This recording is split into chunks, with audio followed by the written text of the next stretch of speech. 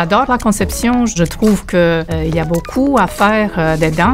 C'est passionnant, c'est curieux.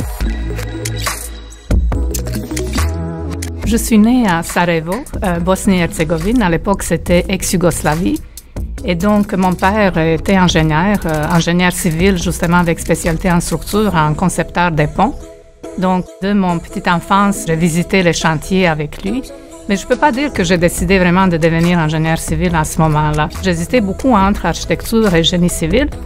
Mais finalement, j'ai décidé d'aller avec génie en structure. Surtout parce que je trouve que ça m'a permis en fait d'avoir un contact avec l'histoire. Je suis ingénieure civile spécialisée en structure. Ma spécialisation plus particulière, c'est génie parasismique. À Polytechnique, j'enseigne les cours de bac et aussi de grade supérieur, mais tous mes cours portent sur la conception.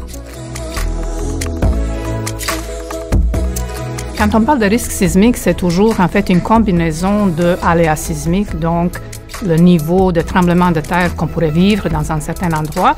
Et d'autre part, c'est la question de vulnérabilité de notre infrastructure. Le Code ne nous demande pas toujours de faire une mise aux normes, c'est-à-dire de traiter les bâtiments existants exactement de la même façon comme les bâtiments nouvelle construction. Donc, on essaie de trouver un bon compromis pour assurer une résistance adéquate, mais sans nécessairement devoir intervenir jusqu'à point où on doit démolir le bâtiment. Il faut aller chercher l'inspiration dans le passé, le modifier et puis l'appliquer pour avoir des structures qui se comportent de bonne façon aujourd'hui. Les femmes devront avoir droit de réussir en suivant leur propre thème.